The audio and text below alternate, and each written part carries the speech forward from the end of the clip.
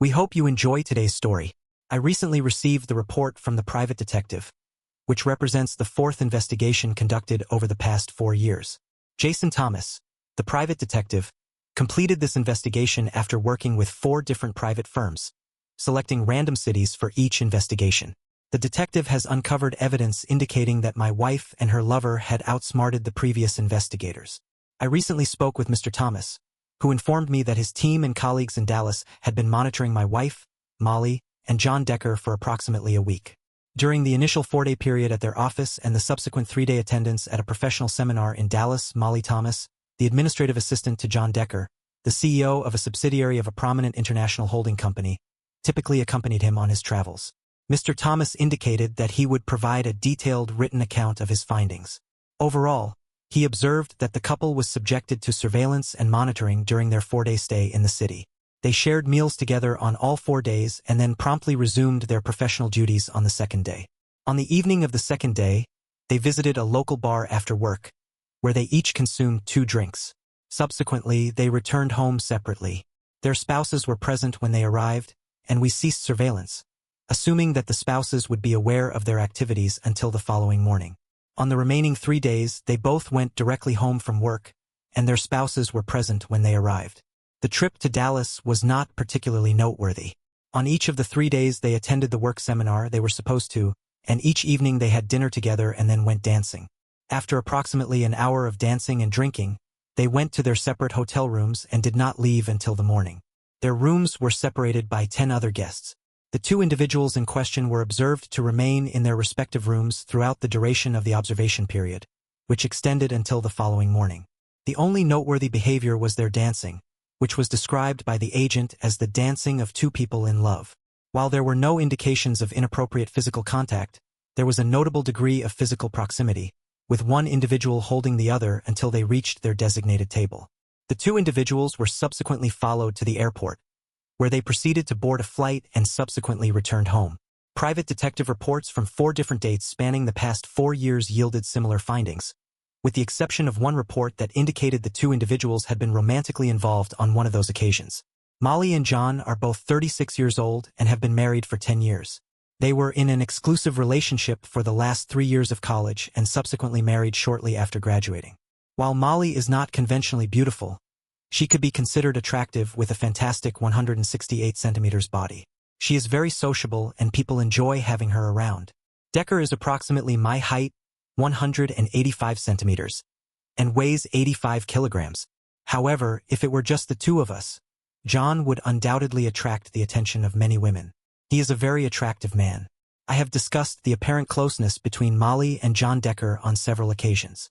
Initially, Molly denied that there was anything between them, except that regarding her professional relationship with John Decker, Molly has assured me that she will never engage in any inappropriate behavior or conduct behind my back.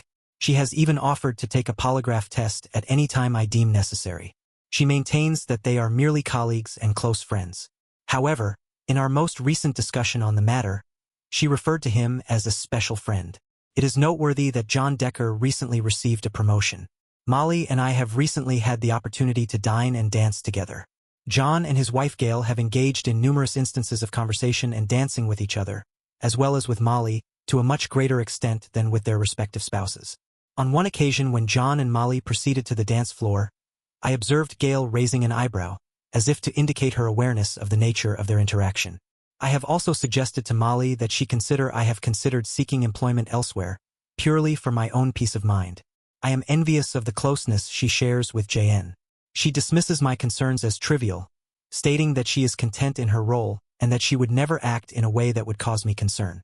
She reiterates her willingness to take a lie detector test. Over the past 4 years, I have spent a considerable sum of money on private detectives, yet I have found no evidence of wrongdoing. I have spent a considerable sum of money on private detectives, yet they have been unable to uncover any information. Last night, Molly was seated at the kitchen table when I approached her in a more serious tone than usual.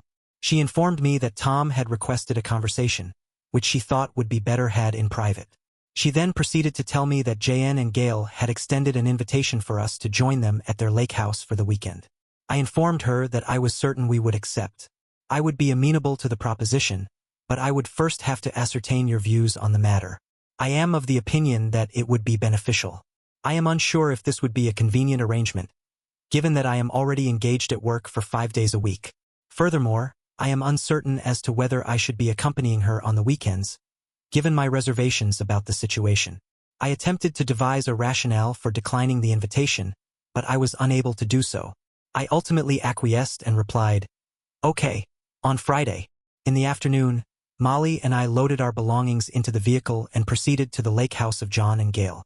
We had a map indicating the route to the destination, but I attempted to catch her unawares by inquiring whether she had previously visited the location. She stated that she had not, but I was uncertain as to the veracity of her response. After driving for approximately 50 meters, we arrived at the lake at approximately 4 o'clock. It required a considerable amount of time to locate the residence, but upon arrival, we discovered that several individuals were awaiting our arrival on the porch. Of these individuals, only JN was one with whom I was previously acquainted. I presumed that Gail was situated within the residence, in addition to JN. The welcoming committee comprised a notably large and physically fit man, a middle-aged woman who appeared to be his wife, and an exceptionally attractive woman in her 20s. She possessed long red hair and would be considered aesthetically pleasing by most. The remaining individuals were attired in shorts and t-shirts. She was attired in a minuscule bikini. We proceeded to the porch after introductions were made.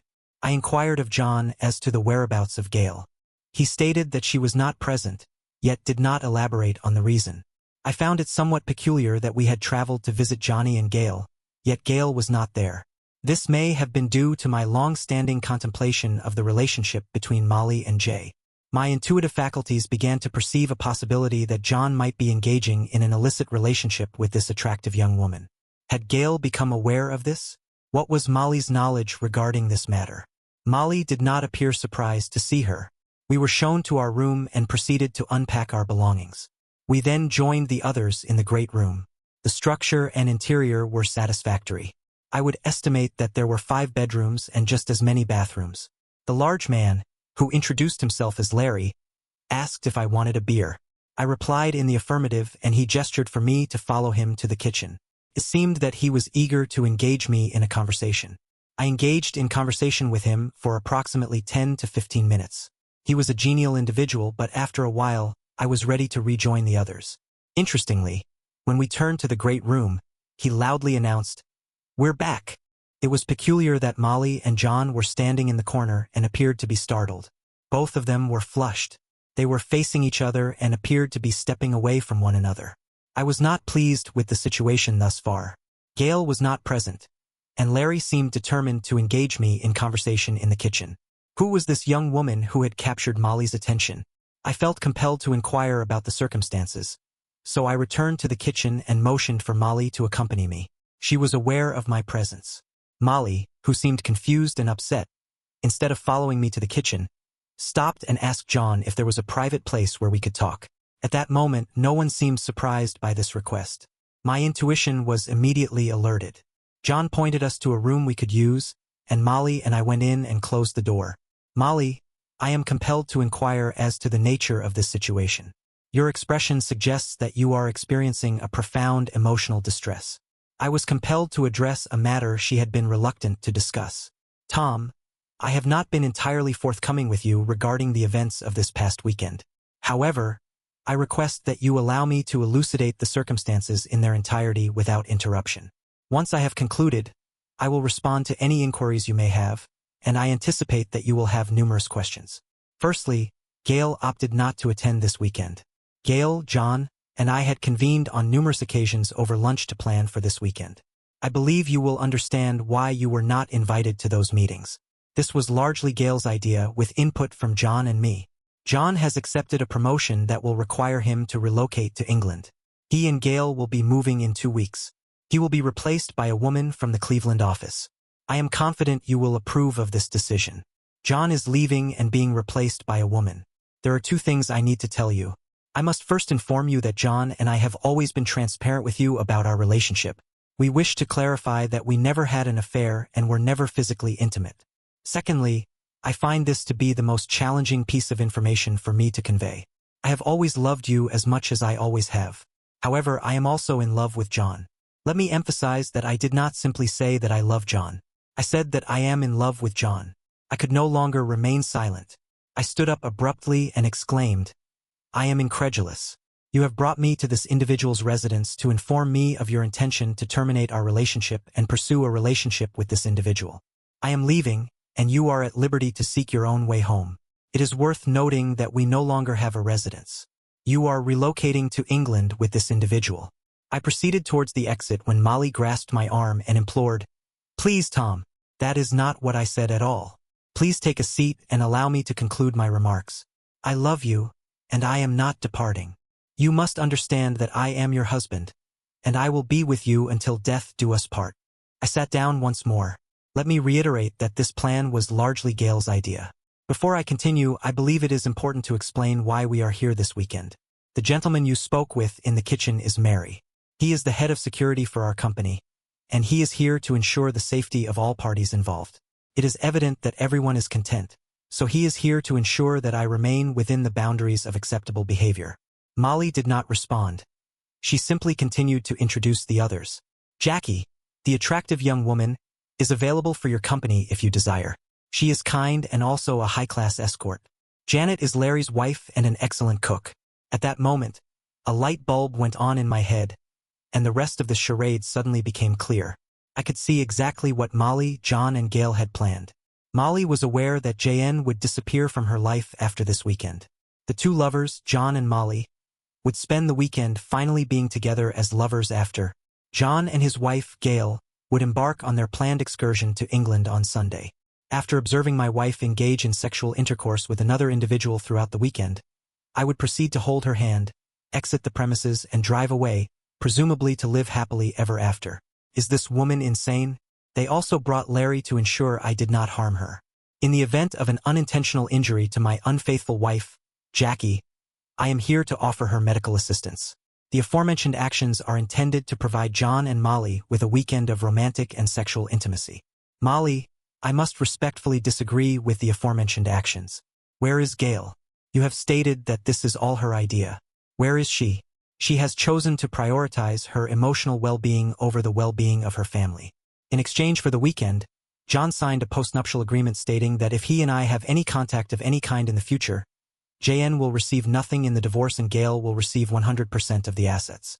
I signed a similar document for both of you. The documents take effect when John and Gail leave for England since John and I work together. Both documents also stipulate that there will be no sexual or romantic contact between us from this Sunday evening until the day they leave for England. It was agreed that there would be no sexual or romantic contact between us from this Sunday evening until the day they leave for England. I will be completely yours, Tom, after this weekend, and I swear to you that I will spend the rest of my life making up for the pain I am causing you now. Why am I here if Gail isn't? You would never have agreed to let me come to John's lake house without you, for the same reason you weren't. If you had been invited to the planning lunches, you would have undoubtedly declined. What if I were to decline this proposal outright and request that you either accompany me on an immediate return home or remain here with John and bid our marriage a final farewell? Tom, this is not what I am suggesting. While you are my lifelong soulmate, I require this weekend with John to achieve closure. Furthermore, Gail is waiting. For your convenience, I will provide a detailed account of the events that transpired. Primarily, this is her idea, and she will explain everything to you. Her number is on the kitchen table. I am asking you once more not to do this. If you proceed with this course of action, we will be forced to conclude our relationship. Molly approached me, kissed me passionately on the lips, and then reassured me that everything would be fine. She stated that I would see then, without listening to my objections. Molly then left the room and took John's waiting hand. Larry maintained a close observation of me for the remainder of the evening, consistently maintaining a position between me and JN. I contemplated the possibility of immediate departure and subsequent filing for divorce, yet I was compelled to ascertain the implications and extent of this situation. My emotional state was one of intense anger and a desire to inflict significant harm upon this individual and my unfaithful wife. I recognized that confronting Larry would be futile. I was on the verge of accepting my fate and simply waiting for the weekend to conclude. I approached Jackie and informed her that although she was a tempting proposition, I was not going to assist Molly in violating our wedding vows.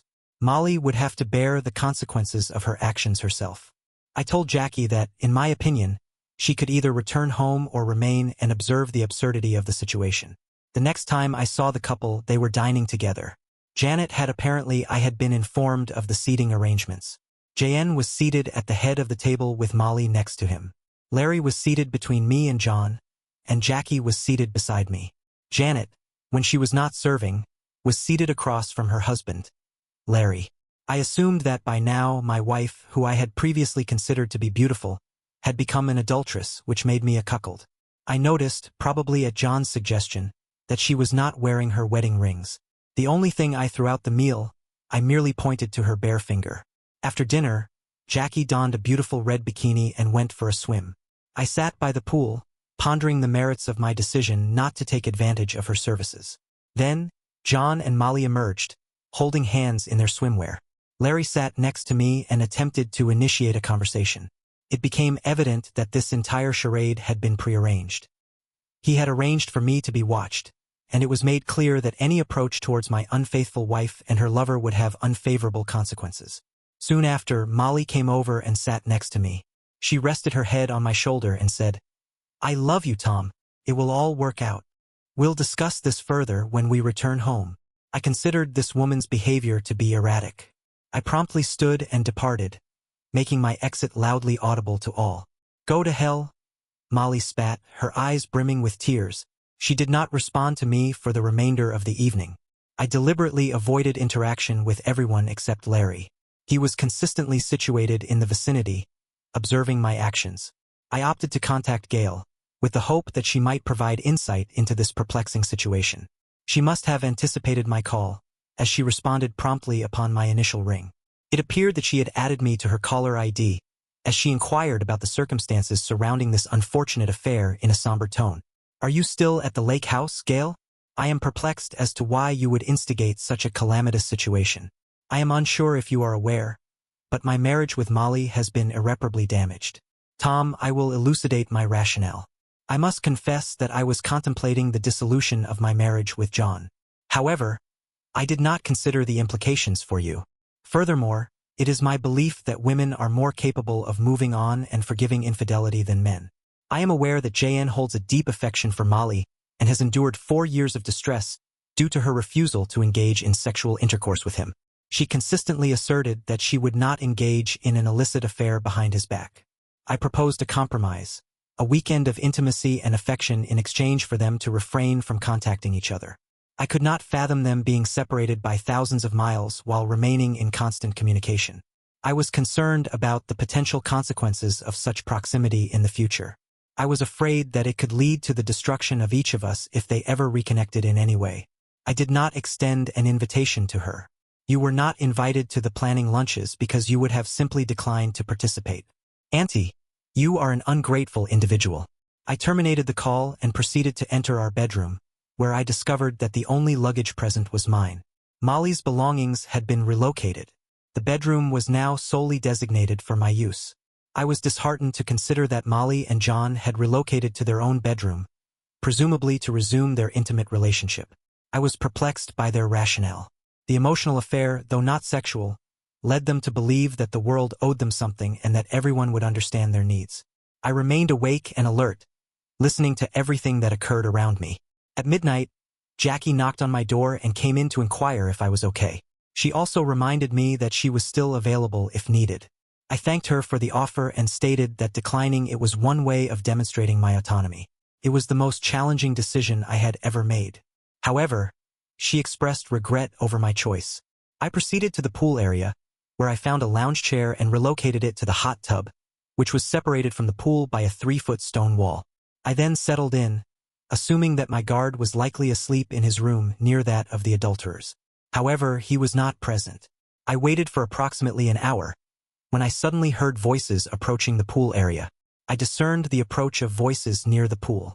The voices belonged to the two lovers. They were not aware of my presence, situated as I was only 10 feet away, concealed behind the short stone wall. Molly said, "Oh, John, this is so wonderful. I have loved you for so long, and finally I can show you how much I will miss you. But we have 2 days to spend in love. Let's remember this for a lifetime by undressing and making love in the pool. Take off your clothes. I'll get us a couple of drinks." Molly said. She then proceeded to the kitchen to retrieve the beverages. I had developed an intense dislike for both Molly and John due to the overwhelming sense of emptiness I felt. Finally, the moment I had endured the entire day's humiliation for the sake of my cheating wife and this individual I had been forced to interact with had arrived. John was naked and waiting for Molly. As I approached him from behind, I shouted loudly enough for everyone in the house to hear me. It seemed as though I had been storing a great deal of rage throughout the day, and when he turned around, it suddenly surged through my veins with adrenaline. I kicked him with all my might, hoping to completely ruin his experience of sex with my wife. He doubled over and fell backward into the pool. I knew that Larry would soon get out of bed and come after me, but I did not anticipate a physical confrontation with him. He might verbally reprimand me, but he would not want to face criminal charges. Furthermore, the damage to his superior was already done. Larry would not seek revenge. Molly ran to check on John's condition but did not inquire about my well-being. I had observed sufficient evidence. Everything I had planned after learning of my unfaithful wife's infidelity was now nullified. Therefore, there was no reason for me to remain. I collected my belongings and entered my vehicle. I then proceeded to drive home. Before leaving, however, I did one final act. I removed my wedding ring and left it on the kitchen table. It was likely that Molly would understand that our marriage was over. I spent the remainder of the weekend sitting at home in a recliner, staring at the television. I was not paying attention to the images on the screen. My mind was preoccupied with memories of my former spouse and the man named John.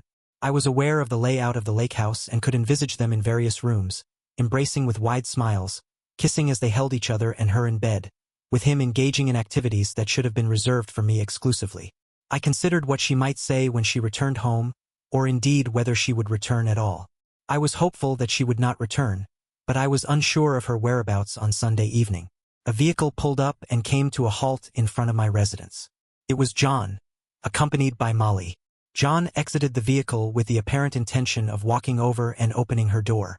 It is probable that he requested Molly to wait and allow him to open the door for her, with the intention of humiliating me. However, he may have overlooked the fact that the human body tends to stiffen following an injury and a lengthy journey. He winced as he exited the vehicle, still feeling the impact of the kick.